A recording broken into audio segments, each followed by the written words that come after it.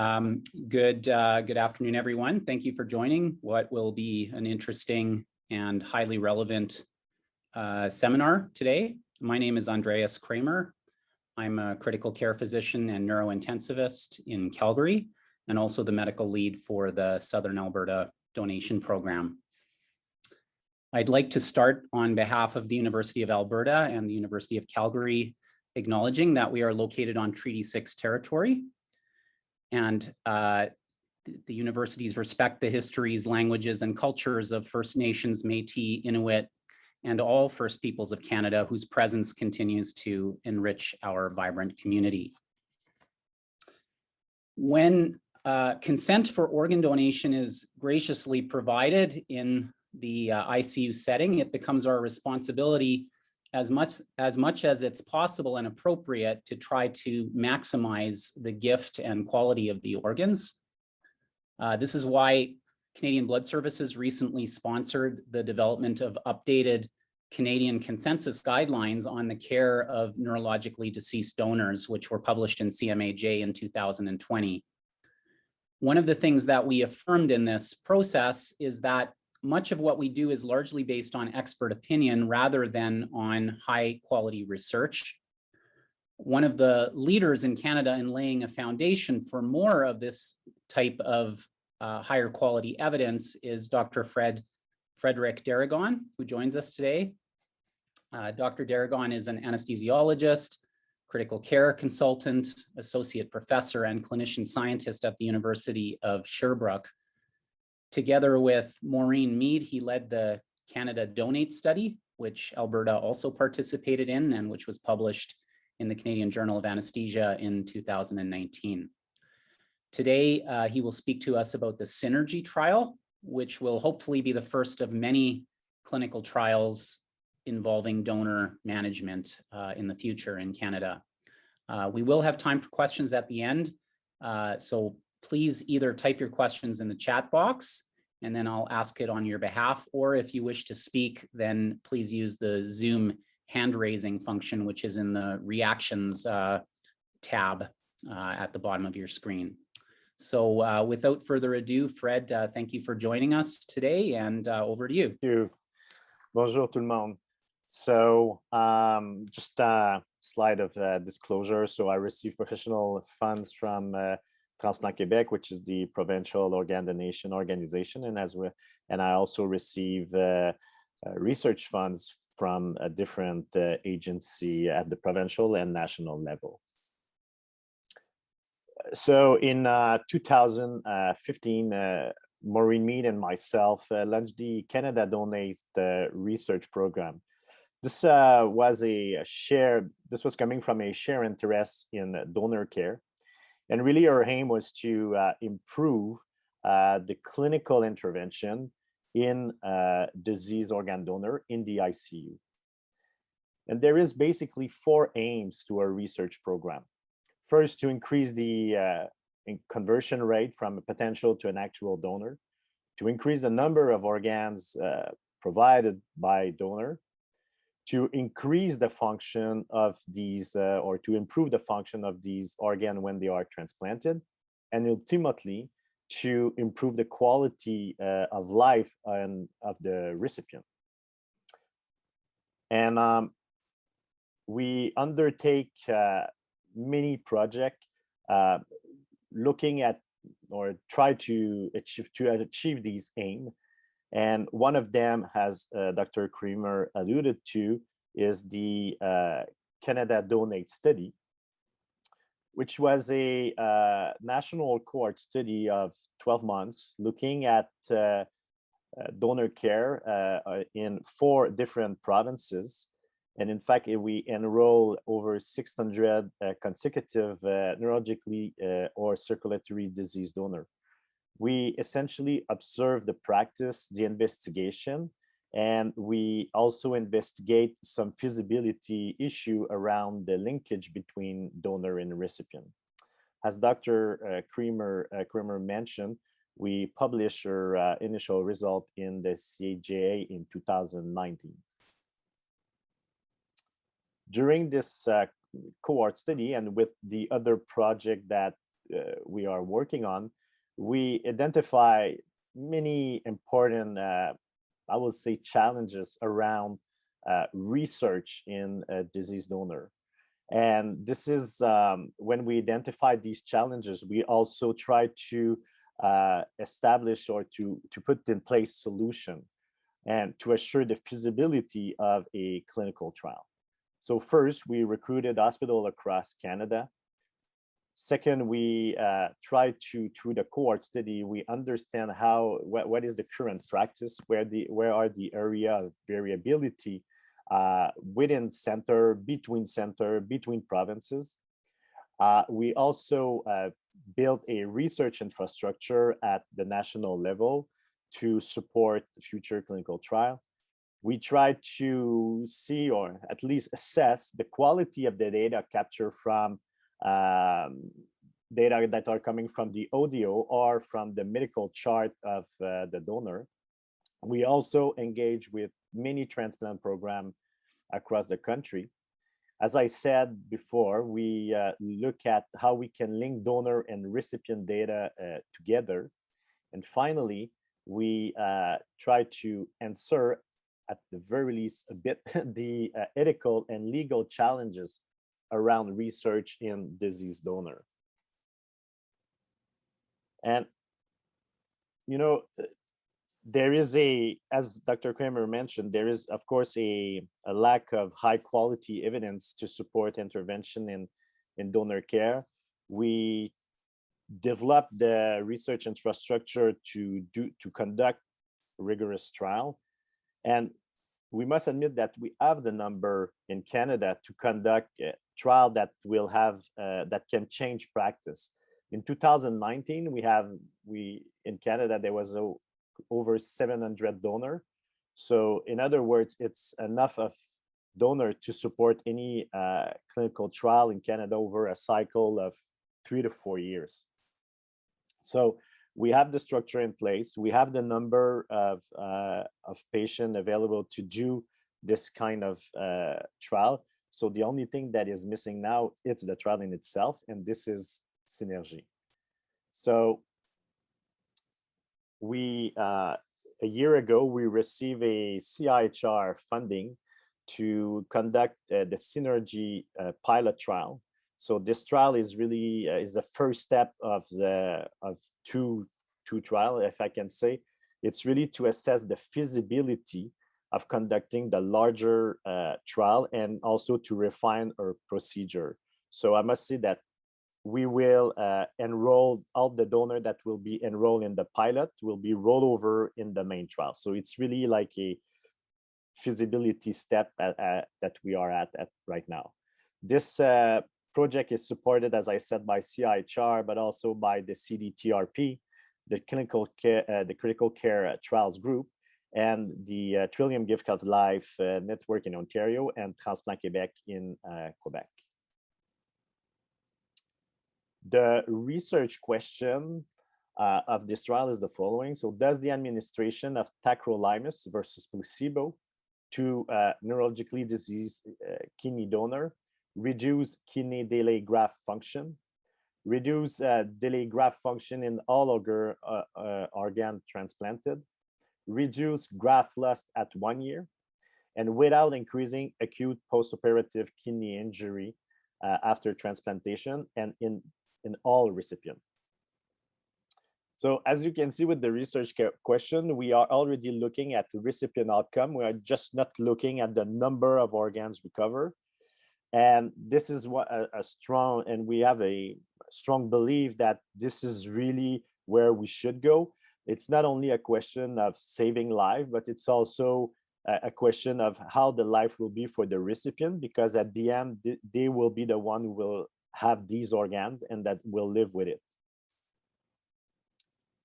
I will go through the rationale for the tacrolimus, but virtually, and you have more knowledge than myself in this field, but ischemia reperfusion injury is a pathway that it's the kind of injury that occur in every recipient, no matter if they are neurologically diseased or if they are circulatory disease or if they are a living donor.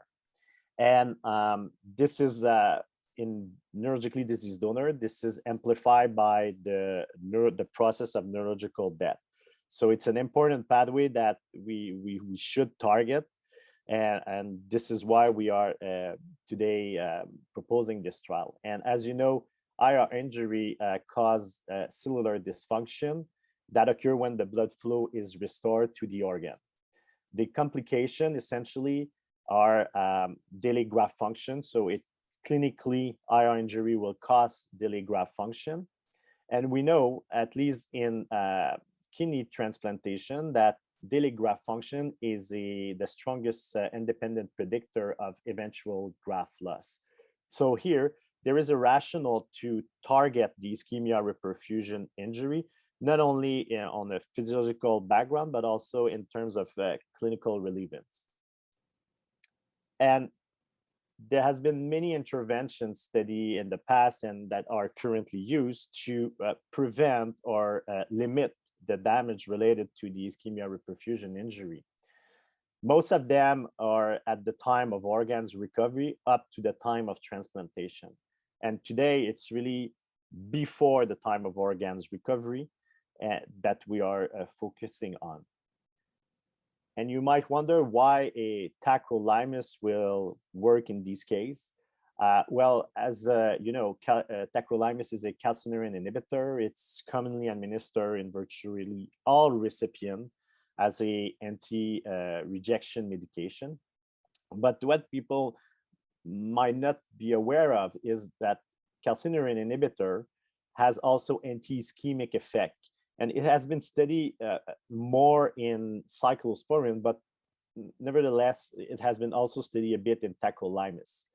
And the rationale behind it, it's essentially that they block the action of the mitochondria. And this blocking action will make the cells more resistant to the ischemia reperfusion injury. And essentially, this is the concept behind the preconditioning. So what we suggest with this trial, it's really to precondition the organs to the process of organs recovery and transplantation. Of course, calcineurin inhibitor has never been tested in human donors. So we look at the preclinical data. So in animal model, we completed a systematic review, and we found that 18 studies look at model of organ donation and assess the effect of calcineurin inhibitor, namely cyclosporine and tacrolimus. And our finding show that tacro has consistently improved recipient biomarker, the reduced graft necrosis, and improve early and late graft function. Of course, these are animal model, and we cannot infer directly from animal model to human, but at the very least, it shows a physiological rationale to support this intervention in human. But with any kind of intervention, and maybe it's maybe more important with tacro, there is I will say, a risk related to the recipient, and on the clinical ground, it's really the acute kidney injury that might occur. This as calcineurin inhibitor is associated with acute kidney injury. However, there is no data supporting that their acute kidney injury is caused by a single dose of tacrolimus. When I say there is no data, is because there is no study, not that it has been studied. There is no study about it. So, but nevertheless, when we look at it, we think that the quantity of tacrolimus that will be carried over from a donor to a recipient will be very low, as you can see on the slide. And also the acute kidney injury that may occur, usually it's after chronic administration, not after a single dose.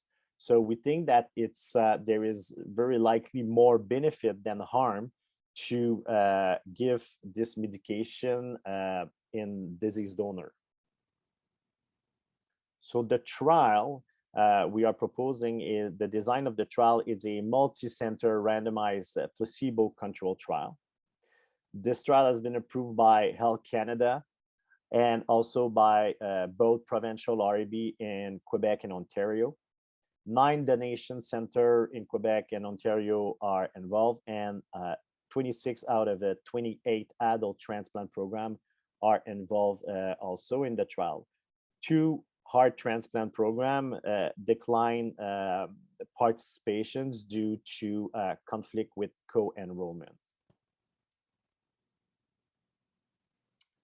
The participation, so we aim to recruit 90 adult neurologically diseased donor for which consents to organ donation has been obtained. To be eligible to the study, organ allocation has to be completed, and we will talk about it later on, but it's a very important inclusion criteria. At least 1 kidney of the donor has to be allocated because our primary outcome is on kidney graft function. So the donor must be a kidney donor. And the donor will be excluded if the transplant team and or the recipient decline study participation.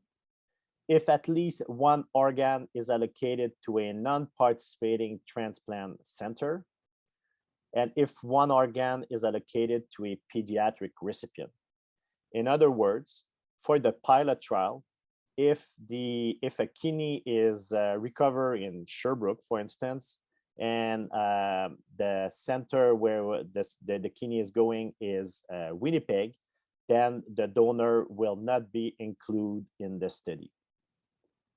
And the recipient that will be part of the study are those who receive an organs from a CINERGY study donor. Roughly, we think we will have 300 recipients. It's hard to say because we are looking at all recipients, and as you know, a donor will give on average 3.2, 3.4 organs. So roughly 300 recipients will be part of this trial, of this pilot trial, I must say. So as I said at the beginning, there is a typo here, but it's 26 transplant program. The donation site are essentially located in, well, are all located in Quebec and Ontario for the pilot study. The intervention, so we will give a single dose of 0.02 milligrams per kilo over 4 hours, starting 8 hours prior to organs recovery or the scheduled time of organs recovery, understanding that it's not always perfect and there is sometimes some delays, but the rationale is to be as close as possible to the time of organs recovery to have the maximal effect of the drug in the organ or to precondition the organ. And if it's not the tacro, then it will be the placebo, so same solution and etc. So in other words, the donor, the bedside staff, everybody will be blinded to the group allocation and the intervention. Just to illustrate the dose, we are giving really the kind of a lower range of the tacro here. You can see by organ what is usually recommended. So we are essentially giving the lower a low dose. However, there is rationale to support 0.02 milligrams per kilo. This is the dose that is required to inhibit the lymphocyte activity in the cells and also to inhibit the mitochondria. So even if despite the fact that it's a small dose, there is still a rationale to support the administration on a physiological background. The outcome we are looking at, so I was referring initially to the feasibility aspect. So we have feasibility outcome. We are looking at donor recruitment in our participating site.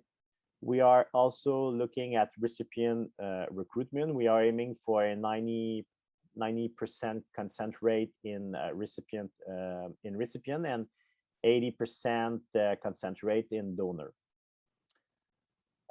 And as I said at the beginning, of course, all the donors that are part of the pilot study will be enrolled over in the main studies. So we are already looking at clinical outcome.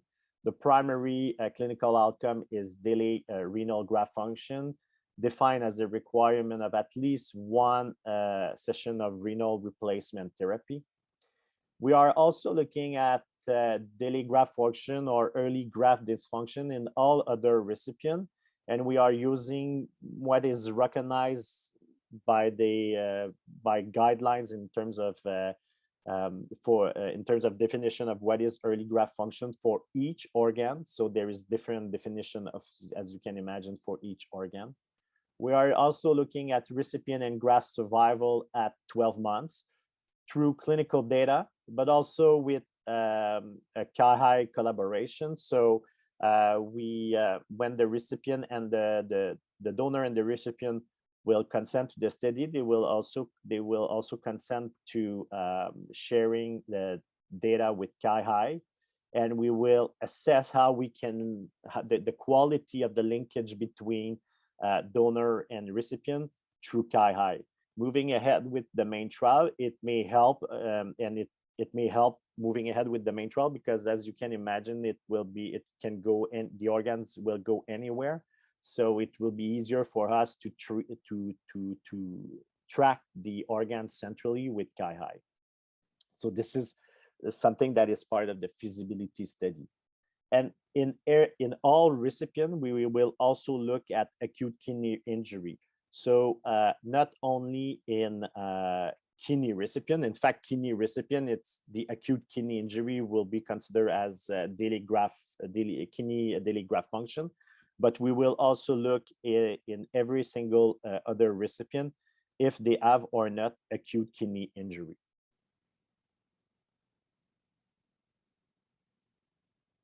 How it will work. So when there is a donor that will be declared neurologically diseased, then there will be a pre-screening by the ICU research staff to assure that they are in positions to enroll a donor. So to make sure that they have the drug available to enroll the donor, because this is an issue that will likely occur because at least 60% of the donor occur over the weekend or during off hours. So it's an issue for any kind of research. So we must be sure that we have the drug available. If we have the drug available, then the ICU research staff will tell the ODO staff that they can start the process of organ allocation. And at the ODO level, so Transplant Québec and TGLN, the ODO staff, or those who are allocating the organ, will disclose the potential participation of the donor in the CINERGY trial. At that time and during the allocation period, transplant physician will decline study participation after discussion with the potential recipient. We are using this approach is a bit complex, and as I said, I have a slide specifically about it. But this is what we call the clinical consent, and I will have a slide only like this. So for this, sorry. So I will talk about it later on. But for now, there will be at the time of organ allocation, the physician will confirm or decline study participation. At the end of the allocation process, if none of the recipient or transplant program decline, if there is no allocation of the organ to a non-participating transplant program, and if there is no pediatric recipient, then the donor will have all the eligibility criteria, and the research staff will seek research consent to the family of the donor. If they consent, the drug will be infused, and then the donor will go to the OR, and we will be notified by the ODO about where the organ have been allocated. So when we will be notified by the ODO when the organ are allocated, the research team or the central research team or the method center will notify each transplant program where each research staff of the transplant program where the organ has been allocated. And we will notify them about the fact that they have a new recipient potentially eligible to the CINERGY study. And they will collect the data on a daily basis for the first 7 days after transplantation. And then, as I said, they will assess graft survival at 12 months based on a review of the medical chart or phone call. And we will assess in terms of feasibility with CIHR the graft survival status at 12 months. As I said, there is, I would like to discuss about the research consent for recipient. Must admit that there is no perfect solution. Since the beginning, it has been a very difficult issue, and this is why we are doing this trial, to refine a procedure. And there is no precedent in Canada about this kind of trial. So we basically are designing something new. It required a lot of discussion with REB and patient recipient representative, family of donor representative to come up with this solution or this model for the pilot trial. And through our discussion, the background work, we tried to envision different approach for the research consent in recipient. And the first one, and I think it was the most obvious, was to consent every transplant recipient before transplantation. So in other words, every transplant recipient on the list, or who are waiting, for transplantation. However, going that way will require to contact a lot of recipient, which can be feasible for small transplant program, but not feasible for large transplant program. There will be a good majority of them will never, although they will consent to the study, they will never be considered for the study because they will wait more time than when the trial will finish. And they say that at the time just before transplantation, it will be hard to have a really informed process because it's a very time-sensitive moment when they are notified about transplantation. So we kind of say, okay, so what are the other solutions? So let's see if we can do that at the time of organ allocation. So then there was some discussion about, mainly I will say, and it was coming from the REB mainly, about the risk of coercion. So in other words, you are taking the organ, I offer you an organ, but you have to participate in the trial, which I want to be very clear about it. It's not the case. In fact, every single recipient can veto the participation and the donor will not be included in the trial. But at the very least, REB kind of feel that there was still a risk of coercion. And again, the same as for the pre-transplant process, there was a lot of other information that needs to be shared at that time. And this is why they were not in favor to do that at the time of organ allocation. So now that we say what we cannot do, we need to find a way that what we can do. So we developed this stage approach, which is honestly not something that we do in the usual ICU practice or research practice. So it's a 3-stage approach. I call the first step stage 0, which will occur at the time of pre-transplant, so in pre-transplant clinic. So we will, every single transplant program part of the study has already received study summary and poster about the study. So the transplant research staff will share this information with every single recipient that are coming to the outpatient clinic, understanding that it's not 100% of them that will that will be informed ahead of time of the beginning of the trial. But at least there is an effort there to inform the recipient as much as possible about the CINERGY trial, so that they can make a better decision because they have received more information. Then when the potential recipient will be notified about the fact that he has an organ that is waiting for him or for her, then the transplant physician will discuss with the recipient about the possibility to receive an organ from a CINERGY donor. So here, the approach that was decided, it's to use the same approach as for an organ that we call, an exceptional distribution. So a donor that is at risk, for instance, because of HIV or Hep C or other reason, IV drug that was used in the donor, or the donor was using.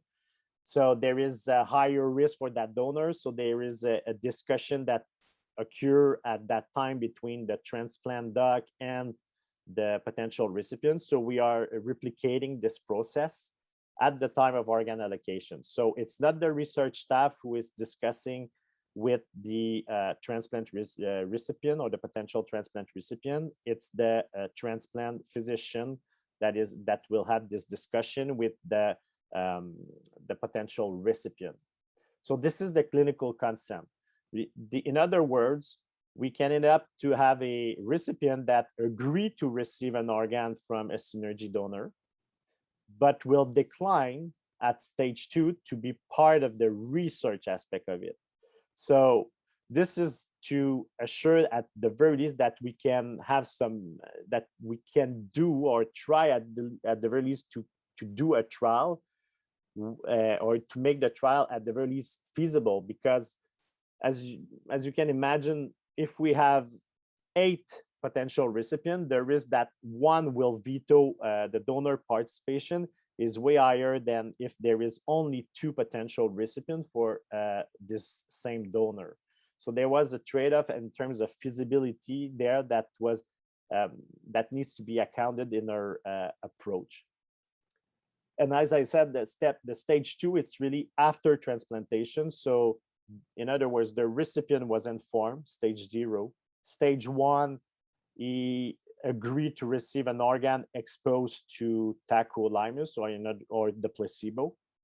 And at stage 2, there is a research staff who will go at the bedside and seek research consent for data utilization and to follow the recipient for the next 7 days and at 1 year. So this is a schematic approach of our research consent process. So in green, it's the donor, and in purple, it's the recipient. So the donor, it's of course the SDM who will consent on behalf of the donor. It will be a face-to-face consent or a phone or telephonic or phone consent if there is restrictions to in terms of visit for the research staff because of the COVID. And we have also a deferred consent that can be used in specific situations. So the first one is the treating physician that judge that the donor family it's not a good time for them to be approached for research discussion. And the second one is if we cannot reach the donor family during this window of eligibility. So really in terms of feasibility here, and also, the trade-off again with the research and the risk and benefit related to the donor, it's a bit different than for the usual ICU population or any other population. But if we are not able, we have a deferred consent to enroll the donor. For the recipient, we have also, as I said, the clinical consent that will occur at the time of allocation. And then there is the formal research consent about the data or related to the data that will occur after transplantation. And we also have the options to have a deferred consent for the research component or a telephone consent, depending on the COVID restriction.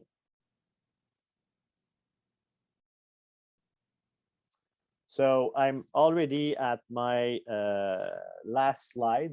So whether or not you think that this is the best intervention to be studied, or if we should study another one, we choose this one for physiological reason, and also at a point for safety for recipient, because remember that tacro is commonly administered to the recipient. So it's really a question about upstream administration of a medication that they will receive basically for the most of the rest of their life.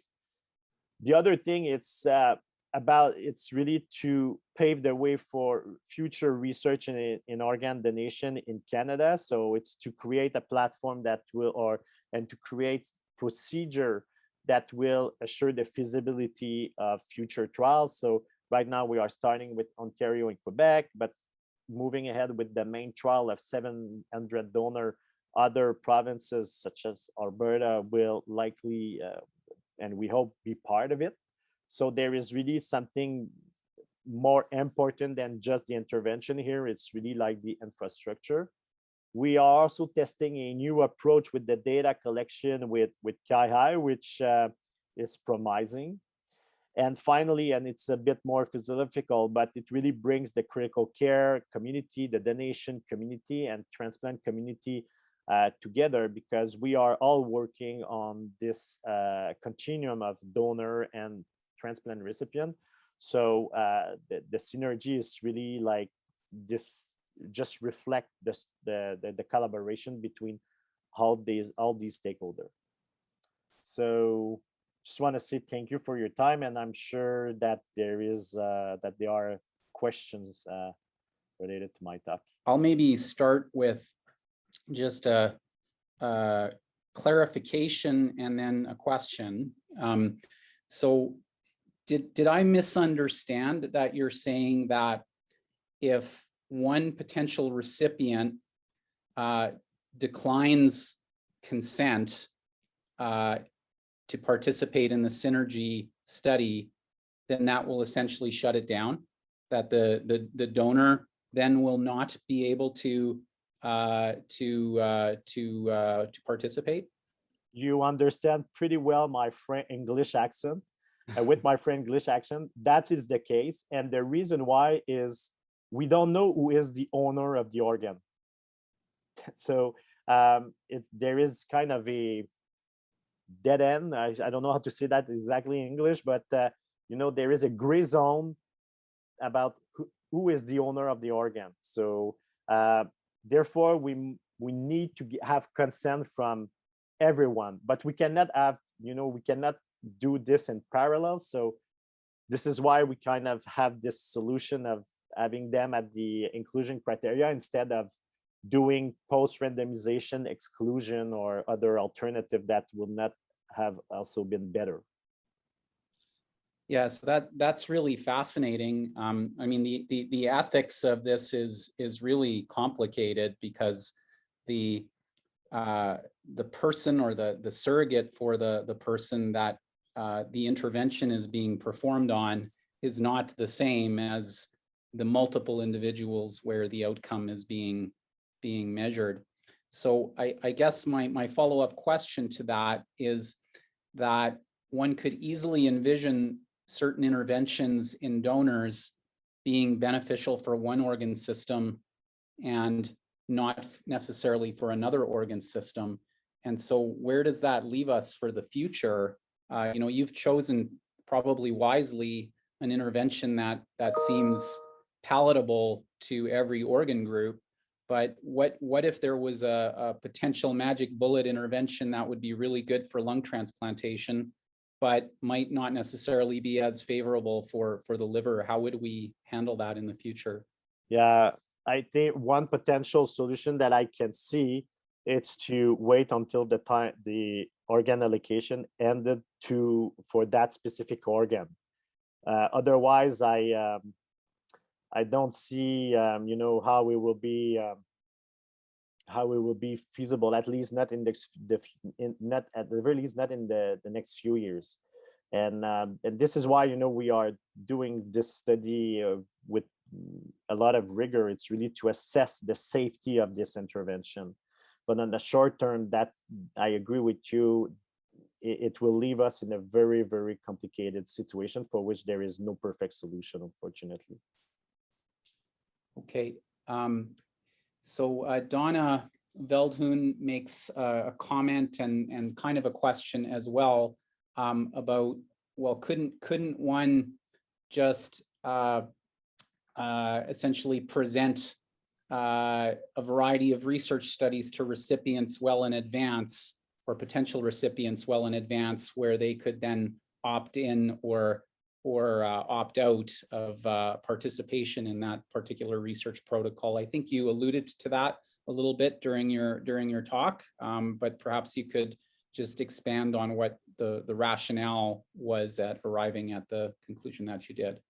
Yeah, so that will have been the easiest way to go through that to this proposition. Unfortunately, not all transplant program or transplant center have the same research infrastructure, and therefore there is many transplant program who are not consenting potential recipient ahead of time about research. So it was unfortunately not the option.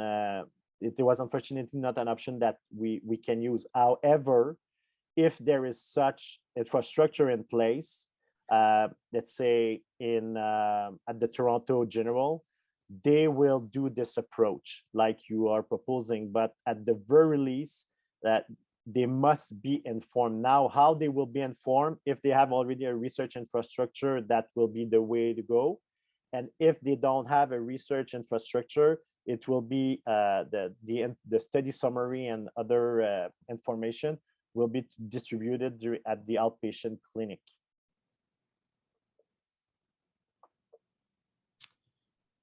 I think the next hand I saw up was from Kieran Halloran. Please go ahead. Hi, so thanks very much. This is, as you say, I think the really exciting thing here is the platform, which hopefully will, bear lots of fruit for you guys over the years. I was interested in the consent for the recipient, that the IRBs had an issue with coercion, but then they went to a system where it was a person who was known to them consenting them, which seems to be, to me, that when we're calling our patients on the night of transplant and have a relationship with them, there might be more issues with that versus an independent person. I don't know if that, or maybe I misunderstood something about the process, but I'm curious as to why the IRBs were okay with that, adding that existing relationship into the equation.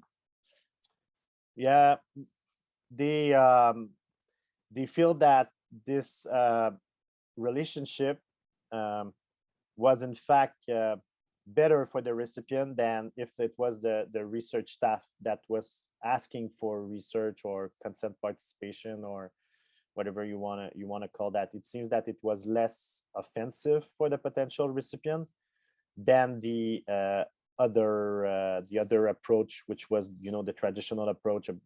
A research staff is asking for a research consent.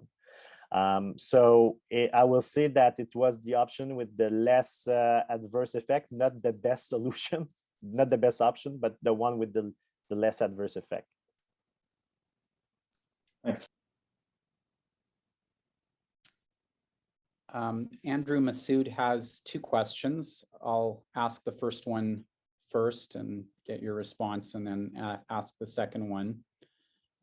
Which would you anticipate being more challenging in CINERGY, matching the sex or the age? And how might this impact the randomized controlled trial outcomes, sample size, and timelines?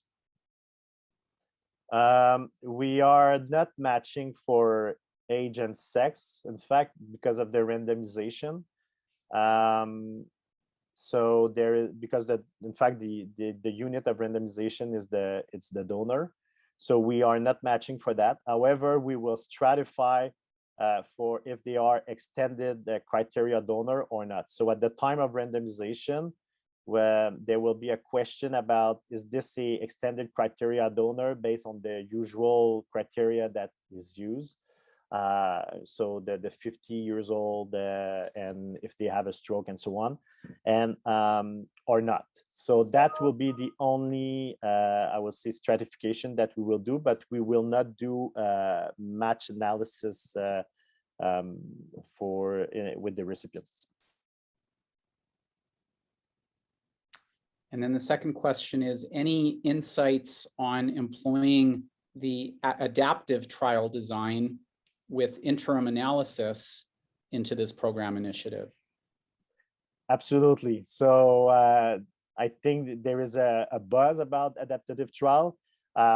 We have discussion about it. I think it will likely be where we will go to in the future. But as of today, you know, it's the small step theory. I don't know if this expression exists in English. I'm creating new expression today, but it's really, we try to build something and learn at every step. And to start with the adaptive trial will have been I think very, very complicated, because there is other issue that needs to be addressed before. But I think it will be, it's definitely something that we will look at for the future. I'm going to ask another question, Fred.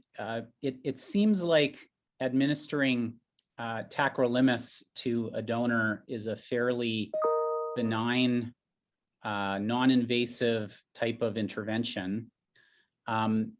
So in view of that, why would we not enroll DCD donors into this type of research? I mean, obviously, the risk of delayed graft function will be higher, but as long as that were balanced between the groups somewhat, then wouldn't that be of interest as well? Especially because ischemia reperfusion is a bigger deal with DCD than it is with NDD.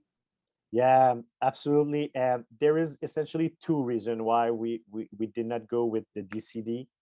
First, this whole concept of consent will be different because it's on a legal background that the DCD is not dead yet.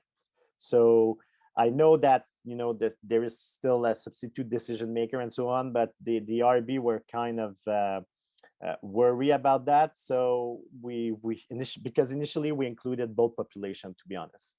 And then the other reason why we did not include DCD in this study, there was a lot of pushback from the transplant community, or at least in the transplant collaborator and part of CINERGY about it. They found that they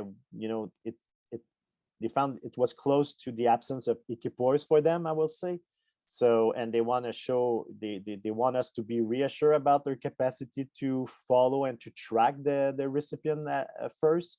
So this is why we decided at the end of the day to not to remove the DCD donor from this study. Okay, because your outcome of delayed graft function will be quite a bit more common if you would enroll them, right?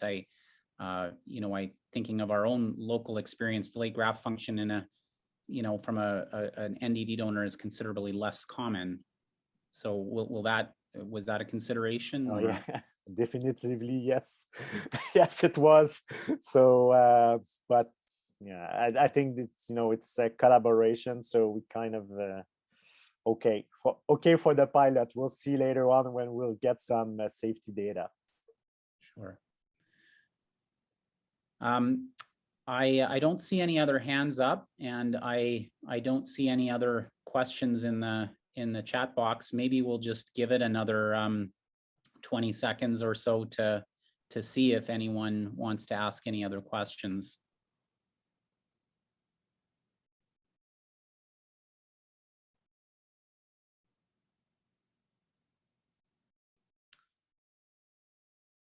If that is not the case, then I'll just remind everyone that next week's seminar is by Dr. Emily Bloomberg, and she will be presenting on a very, very contemporary and relevant topic that we're wrestling with, which is, can SARS-CoV-2 positive donors help solve the donor shortage? Certainly, we've had plenty of referrals of cases where potential donors, surprisingly in some cases, end up testing positive for COVID, and the challenge is, can you still recover organs or not? And so we've been wrestling with that for some time. I will say in Southern Alberta, at least, we had our first COVID positive donor where we recovered organs from recently. So that was exciting. With that, then I'll just thank Dr. D'Aragon again for a great talk, and for amazing leadership and inertia in moving this type of work forward. We look forward to having you back to present your results at some point in the future. Merci beaucoup. Have a good day. Thank you, everyone.